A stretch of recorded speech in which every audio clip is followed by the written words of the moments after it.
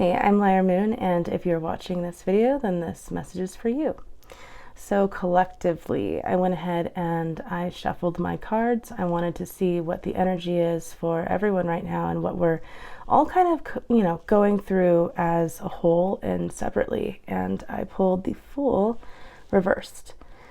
Lots of anxiety, right, in the air. Tonight's the Aries full moon, so there's a lot that we're kind of sitting on, ready to initiate, ready to make happen after all the hard work and all of the planning that we put into, over the last couple of months, especially within this last month in Pisces season. It's been really heavy, it's been very intimate, and a lot of what we're dealing with is really not seen by other people. A lot of epiphanies and a lot of working with our really deep, uncomfortable pain has been taking place since like last December, and in January it got heavier. In February it got more intense, and then it started to ease up towards the end of the month. But man, it's been felt by everyone, and because of this collective experience, it makes me wonder, okay, well, if we're all kind of feeling this way, then what could we be doing differently to help one another through it? And I feel a lot of us really would benefit from connecting again with what it means to be in someone else's shoes. Start thinking and looking at the people around you as if you were experiencing their world through your own eyes. And that really kind of puts you back into this mindset of, oh, right, as a collective, or as a spiritual being, as a separate spiritual being, my energy, what I feel, how I think, what I say, is going to affect that other person. And if you think about energy, that's, you hurt one, you're going to hurt more. And that energy spreads and spreads. So we've been, I feel, spreading so much of the wrong stuff, or been told that we should spread more of the wrong stuff. We've been tricked into believing that we need to put makeup on our faces to change our appearance because we're not beautiful enough. We're made to believe that we should be a certain weight, beyond a healthy weight that tells us that gives us a sense of our own worth. We've been told that we should feel and think a certain way with the media and content that is constantly being thrown at us. We're always told to be anything but who we are. And I feel like I'm just so done with that, right? And I know a lot of people out there are just so done with that type of energy. That way of thinking is archaic and doesn't hold any sort of merit in a society that can sustain itself, that wants to help itself. And it really comes down to, okay, well, if that means that I need to start changing the way that I carry myself, or the way that I've been communicating, if I need to have more compassion within the things that I say and think before I act, then all right, I'll do that. Because the more that we start caring about the people around us, the more that we start seeing things actually happen for the better, and the better that we can all connect within our own environment, the more we can start really tackling problems. Because right now we're still at this part where, and it's probably going to be this way for a little bit, but just moving out of the Piscean age and into the age of Aquarius in 2018, these ages last for 350 years. That's a lot of time. So if you think about everything that happened during the Piscean age, we were, it was war and chaos and trying to like win over your neighbor, and we were really focused on how to exterminate other human beings, other spiritual beings. That's what our main focus was on.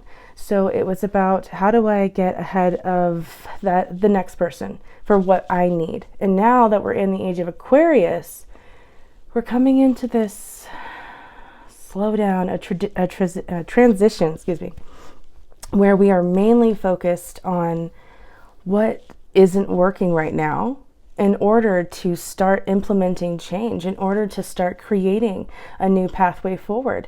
But that means that all of us collectively since 2018 have been walking around just really pissed, really angry, wanting something to change, but not having the words, not having the strength, or being told that you shouldn't say what you feel and what you need to express and how you need to express it. So we've been just kind of complacent and not saying what the problems are when they are very clearly right in front of us. And because of this, it is building this this like anger field that you can feel everyone kind of experiencing, because we all have things we want changed and we haven't found a way to say it. So know that this is just, it is how it is meant to be right now. And eventually we're going to start standing up across the board. Everyone is going to start seeing more and more that they are not okay with.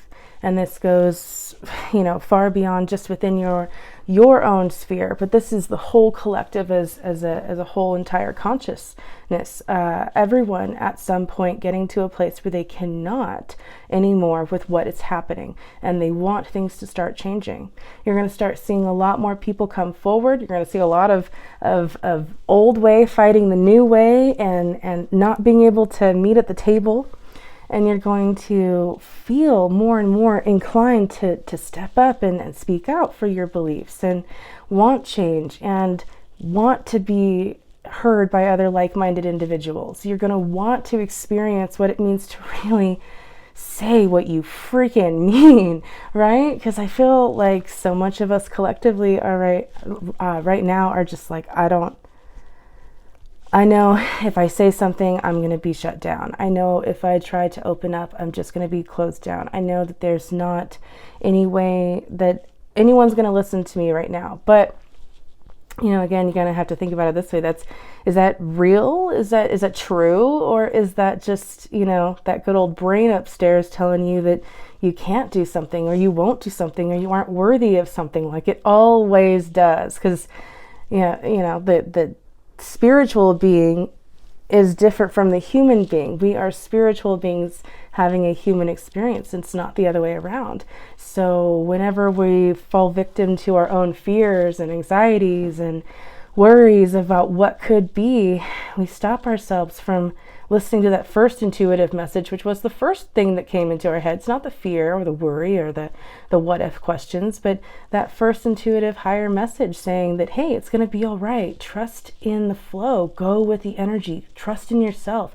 Know that it's going to work out. And we do this to our own detriment. So I think a lot of us collectively right now really have to realize that the anxiety that we're feeling, that the tension that we're experiencing, be mindful of it. Don't allow this emotion to get away from you.